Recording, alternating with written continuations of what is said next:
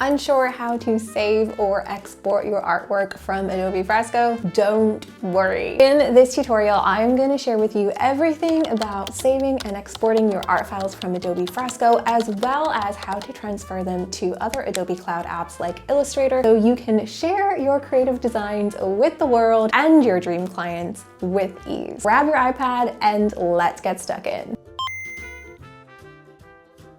Welcome back to my Adobe Fresco for Beginners mini-series. If this is the first episode in the series that you are clicking on, welcome, hello. My name is Laura. I am a digital illustrator and a content creator, and welcome to my cozy creative corner of the internet. In this tutorial, we are going to be looking at the save and export settings from Adobe Fresco. Just like with everything in Adobe Fresco, these are a little bit different to other apps that you might be used to using, for example, Procreate. So we're going to be taking a deep dive on all of the different saving file options that you have from Fresco, but also some of those hidden save and export features that you might not even be aware of, but that could cut your workflow in half. Go ahead, grab your iPad, and let's head over to Adobe Fresco and look at the save and export settings. I've gone ahead and opened up this artwork that I actually created in collaboration with Adobe Fresco. They reached out to me at the start of this year and actually commissioned me to create a piece of artwork using Adobe Fresco. The reason that I've picked this is I wanted to show how I have used one of my favorite features inside an Adobe Fresco, which is that you have your document, but the space around your document is actually workable. So you'll see that there's a lot of parts of this illustration that go over the edge of the document. You can kind of see where the background is, where I've got that block blue color filled in the background. But a lot of the little details that I added, I took them beyond the edge of the document because I wanted to have them perfectly and seamlessly bleed out into the edge. And when it saves, we're not going to see any of this messiness where it is going over the edge. This is a really good example of using the workspace outside of your document and then seeing what happens when you save and export. So let's actually see what happens when we save and export. So to save and export, we're going to be tapping this little icon up here in the top right hand corner, which is the box with the arrow in it. That is our save and export or publish and export button. When we tap that, we're going to get a small menu with a few options. We've got publish and export at the top with an arrow, which will take us kind of to a separate menu which we're going to have a look at in a second. Then we have quick export, we have open a copy, we have a share link, and then we can preview our time lapse. Let's start with the share link. The share link option is really handy if you are working with other people who use Adobe Fresco or use Adobe Cloud. Using this button, you can share a link to someone where they can actually open up and preview your artwork in their Adobe Fresco app. Very similar if you're used to using Google Docs or even Dropbox, where you have your files saved to a cloud or a virtual drive, and then you share a link with someone where they can go and view and they can go and comment on it, but they can't actually make changes to it. This is exactly the same feature for Adobe Fresco or Adobe Cloud users to share and collaborate on documents. When you do this with someone, that's where you're going to get use out of this comment section over here that we mentioned when we took our tour of the Adobe Fresco app back in episode 1 of the series. When you share the link with someone, they can actually go in, they can view it, and then they can add comments to it, just like, again, with a Google Doc. So whether you find this feature useful or not will depend on why or how you use Adobe Fresco. But if you are an artist who collaborates with other artists, or if you are a creative business owner or an artist business owner and you have a team, this will be a really great way to kind of share your art within your team, allow other people to kind of look at it and review it, and then leave you comments. The next share option that I wanted to show you guys was the quick export option. So this again is really handy if you are in a working file stage where you've got something, you want to just quickly save it or quickly share it. That's just going to quickly open up this save preview box, which you're probably super used to seeing when you save or export anything from any other app on your iPad. And it's going to give you a couple options as to what you can do with your file. You can copy it to your clipboard on your iPad, so you can then paste it in somewhere else. You can obviously save it, save image, so save it to your actual camera roll. You can tap the print button here to use your iCloud printer to send it to your printer and print it out, or you can save it to your files. And then depending on what apps you have on your iPad, you're going to also see other options. So here I have like the option to send it to my photo editing app, Epic. I can share it on Google. I can save it to Pinterest, which is super, super handy if you are an artist who also shares your work on Pinterest. And then up at the top, I can obviously airdrop it. I can save it to Instagram. I can save it to my notes. I can open it up in the Freeform app, my Google Drive. I could send it to Procreate as a flat PNG image. I can post it on Threads. Again, what you see at the top really depends on the apps that you have on your iPad and that you have enabled for kind of sharing files and images. But this is a super fast way to just get your file saved to your camera roll, especially if you're creating artwork for posting on social media, for example. You can actually press the Instagram icon here and it's gonna like bring up this pop-up menu, which is super handy, where you can immediately push it to Instagram and choose whether you want to share it as a reel, a post, a story, or a message, which could be really fun as well if you want to just, again, send it to a client or send it to a friend for feedback or send it to an artist group chat that you have on Instagram. I'm going to click the story button here to show you what happens. So it'll actually like push open the Instagram app and then I can see my artwork in here in Instagram stories ready to kind of create a story from. Now let's look at the more advanced save and exports. Again, if we're going to tap on our save and export icon, and then we're going to tap on this publish and export, which is going to take us to our full share and export menu. And here we have some of the buttons that we already saw in that quick action menu, and then we have a few more features as well. The benefit of coming in here to the preview though is now you can see what I was talking about, which is my artwork in its kind of final format. I can see this preview where I have just the artwork that is on the document. All of those extra bits that you saw a minute ago when I was out in the workspace that kind of go beyond the edges of the document or like out into the bleed area, they have been cropped away and I've been left with this perfect artwork where I have things that bleed to the edge and it looks exactly the way that I wanted it to. So that is kind of the benefit of going into the kind of share and export full menu, is you do actually get that preview where you can see how your file has saved, especially if you've been working beyond the edges of your document. So maybe you actually do kind of need to visualize it before you save it to make sure that there's nothing you need to tweak or remove. The next button that we have is the export as. So this actually gives us a little bit more control over how our file saves in terms of the format that we save it in. We can also change the file name. So we can tap on this box here to put in a file name. I already have my Creativity Bloom, which was the name of this art piece. And then underneath it, I can choose the format. So if I click this drop down menu, I get the option to save it as a PNG, a JPEG, a PSD, and a PDF. Which file format you use depends on what you want to purpose this as outside of the Adobe Fresco app. If you want to maintain the layered and all of the editable elements of your file, then you're going to want to click on PSD. This is the Photoshop file format, but it's also a layered file format that a lot of other editing and illustration and graphic design apps can open. For example, I know that a lot of you who are watchers use Affinity Designer instead of Adobe Illustrator. If you are an Affinity Designer user, you can save it as a .PSD file and open it up in Affinity. I was chatting with a few of you on, I think it was over on Slack, on one of my Slack group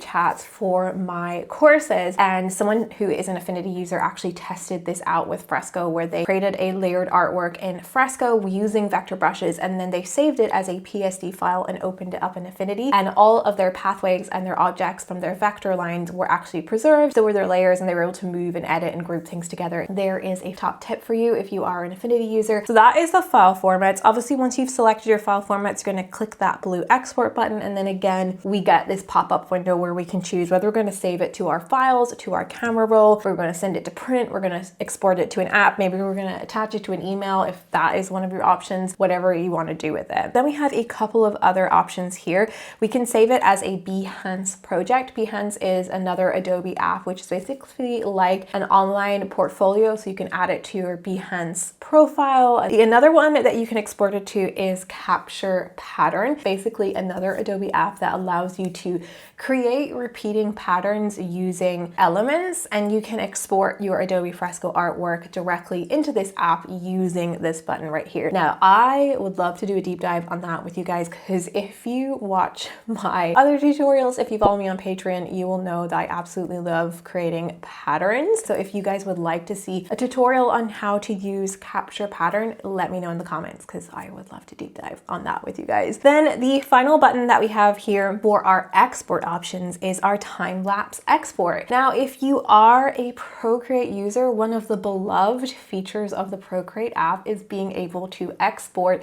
a time lapse of you creating your illustration and save it as a video. It's a very popular way to share your artwork on social media, where you can have like a carousel with the artwork and then show like the time lapse of it being created. So if one of the things that is holding you back from switching over to the Adobe Fresco app is fear of losing this feature, fear not, because you do have this feature in Adobe Fresco, and here is how we can access it. We can also access it, by the way, back here in our main document where we had that pop-up window down the bottom. We can preview our time lapse, but I like to do it here because we can go in and tap the time lapse export button, and then we can actually control, again, the file name by tapping on this box if we want to give it a different file name. We can also control the duration of the time lapse. So if we bring the duration down, we're going to get like a very sped up version of our time lapse, or if we want it to be a little bit slower, we can increase this and then it will move at a slightly easier to watch pace. And then once we've previewed it and we're happy with it, I go ahead again and click that blue export button.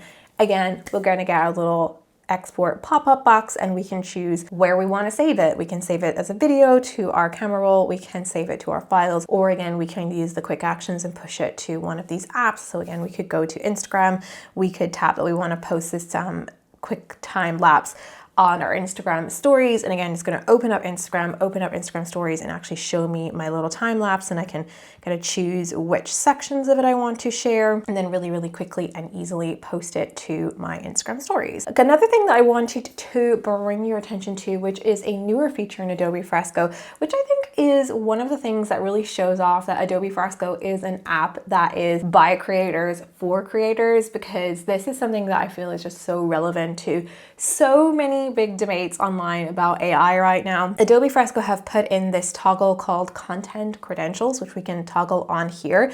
And basically it allows you to declare whether or not your image was made with AI. So if you are an illustrator and you want to have this way to build into the metadata of your file that this was not an AI generated image, that it was something you created, this content credential toggle can help you do that. Now, there are some kind of caveats to the toggle, which you'll see here. For example, I cannot right now toggle that on, that this was created without generative AI, because it says Fresco cannot verify that the content was created without generative AI. The reason that it can't verify it for this particular image is because I added imported images and files to my document as I was working on it. So there was this particular flower that was wrapped around the pencil. I had done a sketch of that in another document in Adobe Fresco, and I actually just brought it in as the saved version of that file. So basically brought in an image that I'd done from my camera roll, and I put it on my document space as a reference image. And then because I imported a file or imported an image, then that kind of breaks the rules of this credential thing, because Fresco can't actually verify that that image and file that I imported was not somehow used in this illustration, or that I didn't trace over it,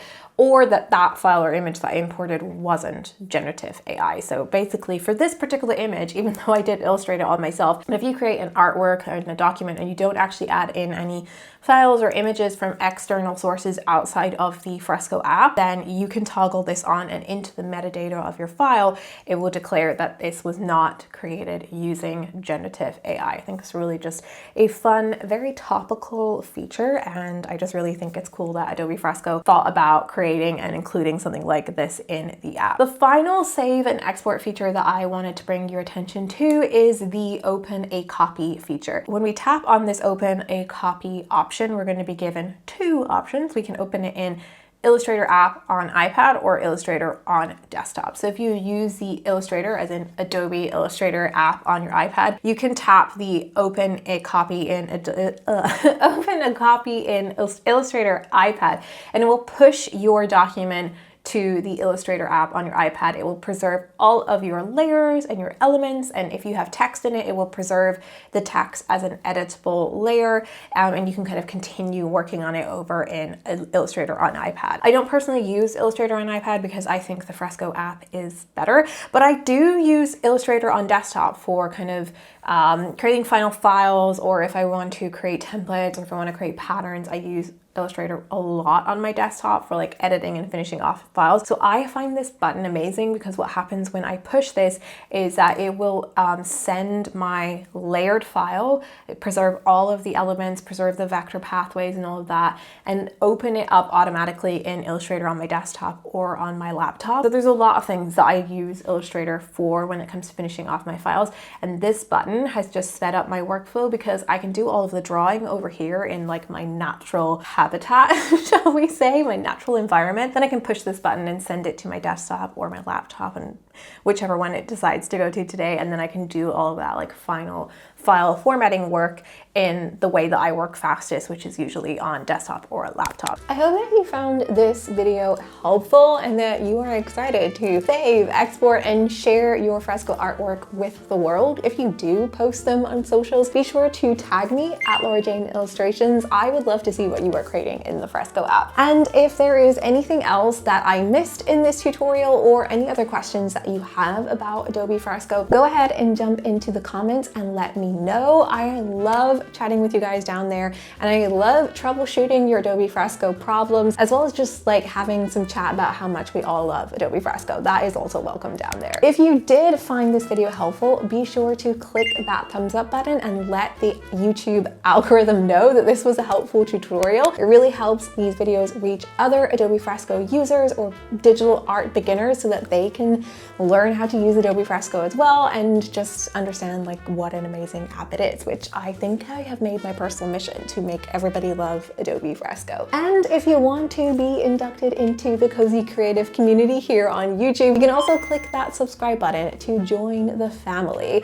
And if you want to get notifications when I upload other episodes in this series, just turn on that little bell and YouTube will remind you and let you know when I upload a new video or when I do a live stream on my channel, which I also do. If you want more Adobe Fresco beginner tips, if you're getting started and you want to dive even further into the app, you might want to watch this video next. And in the meantime, I look forward to chatting with you guys in the comments, and I will see you in the next video.